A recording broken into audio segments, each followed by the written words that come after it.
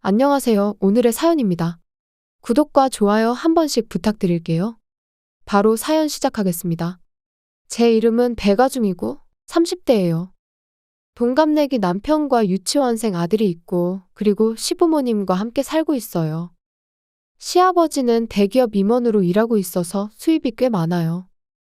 이 집도 시아버지가 지으신 거예요. 남편은 대학 시절 친구와 함께 창업한 회사에서 대표를 맡고 있어요. 몇 년 전에 안정적인 수준까지 올라왔고 지금은 사업 확장에 대해 컨설팅을 하고 있다고 해요.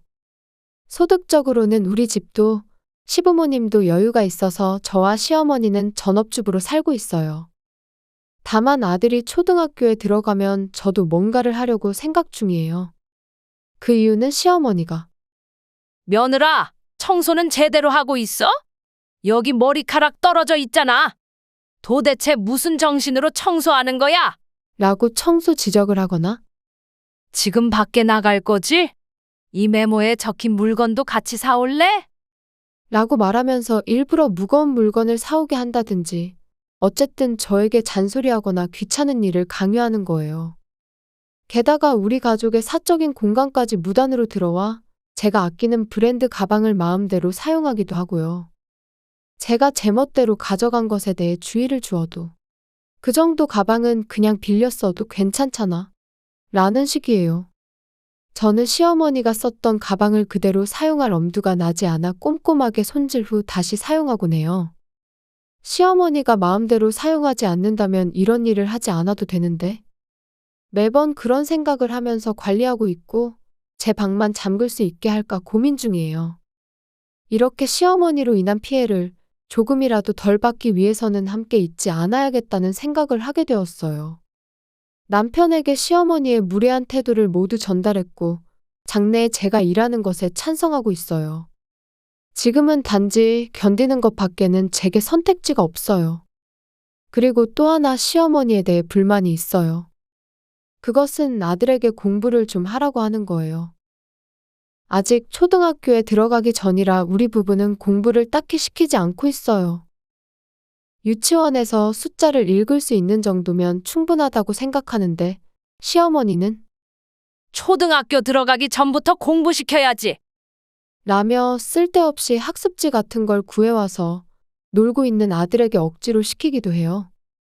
어머님, 저희도 나름대로 생각하고 있으니까 억지로 그런 공부시키지 말아주세요. 라고 강한 어조로 말해도 전혀 귀담아 듣지 않으세요. 아들은 공부하라고 하는 시어머니를 오래전부터 싫어했어요. 저와 남편이 있을 때는 거실에서 놀기도 하지만 그 외에는 자기 방에 들어가 노는 일이 많아졌어요. 시어머니는 자신이 손자에게 미움을 받고 있다는 사실을 전혀 모르고 하루하루를 보내고 있어요. 그런 동거 생활이지만 이 공동주택에서 가장 마음에 드는 것이 있어요. 바로 사우나예요. 가정용 소형 사우나인데 시아버지가 예전부터 사우나를 좋아해서 집을 새로 지을 때 꼭 설치하기로 마음먹었다고 해요. 게다가 요즘은 유례없는 사우나 붐이 일고 있어요.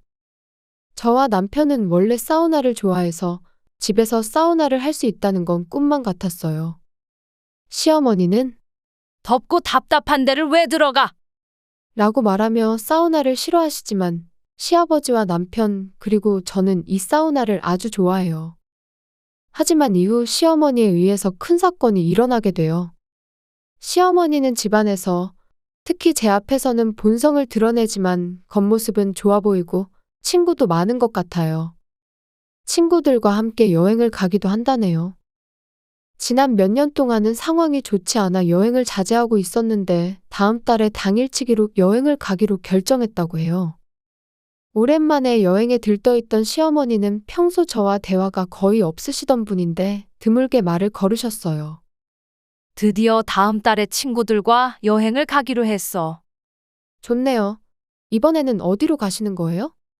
별 관심은 없었지만 일단 맞장구 쳐줬어요. 이번엔 오랜만이고 가까운 곳이면 좋을 것 같아서 경주에 갈 것 같아. 거기서 딸기 따기 체험도 하고 놀다 올 것 같네. 경주라면 따뜻해서 괜찮지 않나요? 그렇지. 따뜻하다면 뭘 입고 갈까?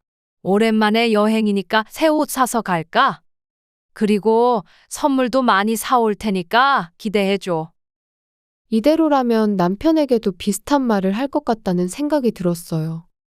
예상대로 남편에게 여행 이야기를 꺼낸 시어머니. 그때 아들도 남편 곁에 있었어요. 시어머니가 딸기 따러 간다고 했을 때 아들은 관심 있어 보였어요. 아빠, 딸기 따는 거 재밌어? 나도 딸기가 먹고 싶어. 라는 아들의 귀여운 질문에 남편은 딸기 좋아하지? 그럼 딸기 따러 가볼까? 당신도 같이 갈 거지? 남편은 부엌에 있던 저에게도 물었어요. 물론 가야지. 나만 남겨두고 둘이서만 간다며 미워할 거야. 미안, 당연히 같이 갈 줄 알고 있었어. 딸기 따는 거 알아볼 테니까 다음에 꼭 가자. 이렇게 해서 우리도 여행을 떠나기로 했어요. 여행이 결정된 후 시어머니는 사람이 변한 것처럼 저에게도 친절하게 대해주셨어요.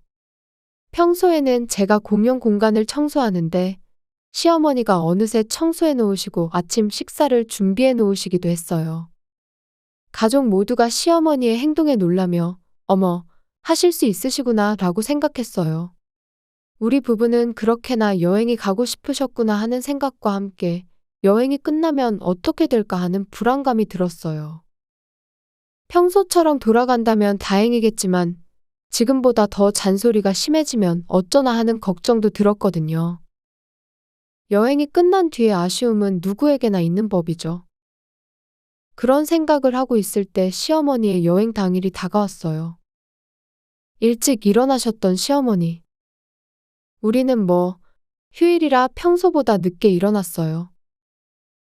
시어머니는 우리가 일어나기 전에 나가신 것 같아요. 시아버지가 어떻게 계시는지 궁금했지만 모처럼의 휴일이라 깨우지 않고 우리 셋이서 아침을 먹었어요.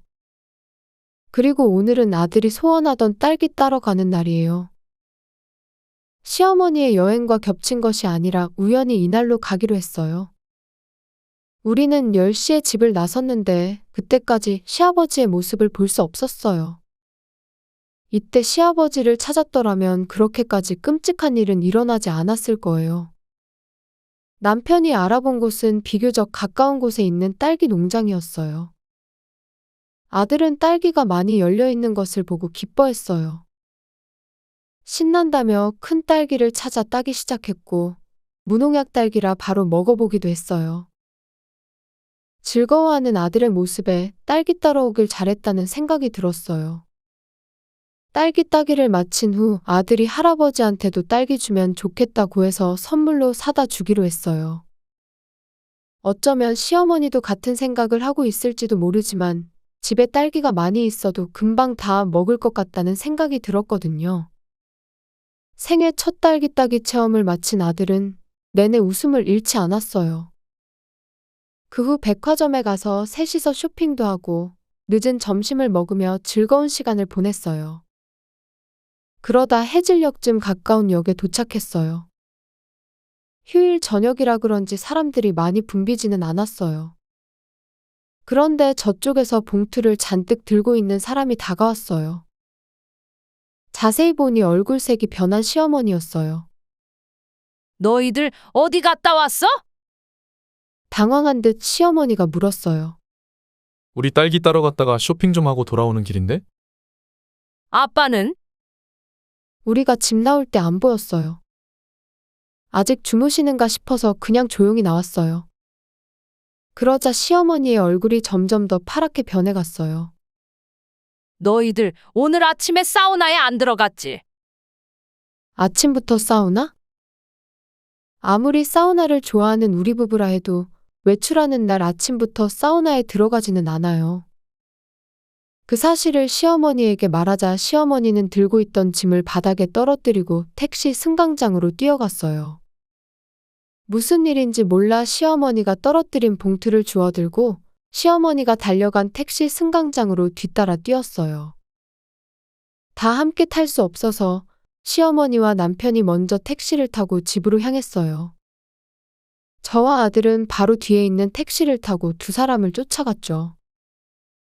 시어머니는 택시 안에서 얼굴이 새파랗게 질리면서 조금씩 이야기하기 시작했어요. 아침에 사우나가 작동하는 걸 봤어. 당연히 아침 일찍 일어나서 아침밥 준비하는 며느리일 거라고 생각했지. 그래서 문 열고 나오지 못하게. 말끝을 흐리며 말하자 남편이 제대로 얘기해라고 다그쳤어요. 그래서 살짝 고장을 냈어. 항상 나한테 말대꾸를 하니까 혼을 내주려고 그랬지. 내가 돌아갈 때쯤이면 미라가 되어 있을지도 모른다고 장난삼아 가뒀던 거야. 그래도 그 전에 누군가가 당연히 열어줄 거라고 생각했거든. 그럼 사우나에 있었던 건 아버지였다는 뜻이네요? 아마도 그런 것 같네.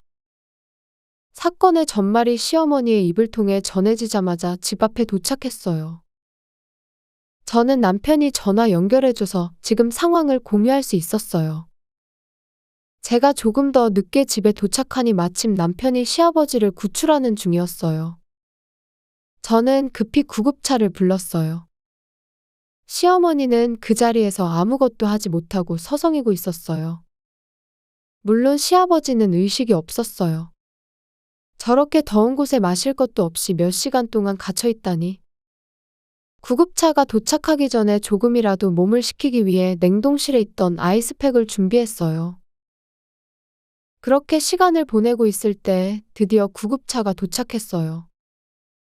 남편이 동행해 구급차에 올라타고 시아버지는 병원으로 이송되었어요. 우리는 남편의 연락을 기다렸다가 병원으로 향했어요. 제가 그 사이에 시어머니에게 말을 걸었어요. 사우나에 가둬놓는다는 게 얼마나 위험한 일인지 알아요? 시아버지가 어떤 상태인지 보셨잖아요? 어떻게 그런 짓을 하실 수 있으세요? 점점 제 말투가 거칠어졌어요. 왜냐하면 시어머니의 애초 목표가 저였으니까요. 생각만 해도 소름 끼쳤어요. 시어머니는 고개를 숙인 채 아무 대답도 하지 않았어요. 그러던 중 남편에게서 연락이 왔어요. 비교적 가까운 곳에 있는 종합병원으로 옮겨졌다고 해요. 우리는 직접 차를 몰고 병원으로 향했어요. 병원에서는 시아버지를 치료하고 있었어요. 왜 사우나에 갇혀 있었는지 의사들도 놀랐을 거예요. 시아버지의 치료는 좀처럼 끝나지 않고 아무도 설명해주는 이가 없었어요. 아마도 위험한 상황이라고 판단해도 될 것 같았어요. 시어머니는 의자에 앉아서 시아버지가 살아나기를 기도했어요. 만약 이대로 시아버지가 돌아가셨다면 시어머니는 어떤 죄로 심판을 받게 될까요? 아니, 심판해 주었으면 좋겠는데. 1시간, 2시간이 지나고 나서야 의사가 설명을 해주었어요. 탈수 증세가 심했지만 어떻게든 회복될 것 같습니다. 말씀드리자면 이곳으로 이송된 직후에는 생명이 위험할 수도 있는 상태였어요. 왜 사우나에 갇혔는지 묻지는 않겠지만 앞으로는 이런 일이 없도록 해주세요. 시아버지가 살아났다는 소식과 동시에 시어머니를 혼내는 말이었어요. 시아버지가 회복될 것 같다고는 하지만 금방 깨어날 것 같지는 않아요. 꽤 늦은 시간이 되었기 때문에 저와 아들은 일단 집으로 돌아가기로 했어요. 아들도 오늘 하루 종일 긴장된 상태로 지내서 그런지 일찍이 잠자리에 들었어요. 결국 시어머니와 남편이 병원에 남았는데 그날 중으로 깨어나지 않았다고 해요. 다음 날, 저는 아들을 유치원에 보내고 시아버지의 병실로 향했어요. 아직 의식이 회복되지 않은 상태였어요. 시어머니의 얼굴은 피곤한 기색이 역력했어요. 남편이 집에 가자고 권유해도 시어머니는 그 자리를 떠나려 하지 않았어요. 그러던 중 오후가 되자 시아버지가 깨어났어요. 바로 간호사 호출로 시아버지가 깨어났다고 알렸어요. 시어머니는 살아있어서 다행이라며 울면서 시아버지에게 매달렸어요. 그러자 선생님과 간호사들이 모여들어 진찰을 시작했어요. 한참 동안 병실 밖에서 방해가 되지 않도록 기다렸다가 진료를 마치고 나가는 선생님들. 남편에게 할 얘기가 있다며 남편을 데리고 가셨어요. 여기 병원이야? 시아버지가 힘겹게 물었어요. 맞아, 여보. 정말 미안해. 내가 그런 짓을 하지 않았다면 당신이 이런 일 당하지 않았을 텐데. 아마도 시아버지는 사우나에 갇혀있던 기억이 희미해진 것 같았어요. 그러자 선생님과 잠시 이야기를 나누던 남편이 돌아왔어요. 시아버지는 시어머니가 아닌 남편에게 질문했어요. 먼저, 오늘이 며칠인가? 왜 이런 곳에서 있는가? 사우나에 들어간 것까지는 기억이 나는데 그 이유는 어떻게 된 거냐? 각각의 질문에 남편은 정성스럽게 대답해줬어요. 모든 수수께끼가 풀린 시아버지는 다시 조용히 잠들었어요. 다음 날 아침, 시아버지는 정상적으로 일어나 아침을 든든히 드셨다고 해요. 의식도 명료한 것 같고 검사에 이상이 없으면 퇴원할 수 있다고 하네요. 검사 결과는 그토록 심한 탈수 상태였음에도 불구하고 아무 이상이 없어 퇴원 허락이 떨어졌다고 해요. 시아버지는 제가 운전하는 차를 타고 집으로 돌아오자마자 시어머니를 추궁하기 시작했어요. 정직하게 대답하지 않으면 이혼을 하겠다는 말에 시어머니는 저를 혼내기 위해 사우나 문을 고장냈다고 정직하게 대답했어요. 그 대답을 들은 시아버지는 한숨을 내쉬며 이혼 신고서를 꺼냈어요. 솔직히 대답하면 이혼 안 한다며. 그런 말 한마디도 안 했어. 그 삐뚤어진 성격은 어떻게 해도 나아지지 않을 것 같네. 더 이상 너랑 살기 싫으니 얼른 사인하고 이 집에서 나가. 평소 다정다감한 시아버지이지만 이번만큼은 달랐어요. 진심으로 시어머니를 버리기로 결심한 것 같았어요. 그 후의 이야기인데, 시어머니는 이혼하고 싶지 않다고 계속 소란을 피웠지만 아무리 소란을 피워도 시아버지의 결심은 변하지 않았어요. 시아버지의 마지막 배려로 시어머니가 앞으로 살 아파트를 마련하고 그곳으로 시어머니의 짐을 모두 보냈어요. 시어머니는 정말 쫓겨나게 된 거죠. 별거가 시작됐지만 시어머니는 이혼을 원치 않는다고 계속 말했고 각각 변호사를 선임해 다투게 됐어요.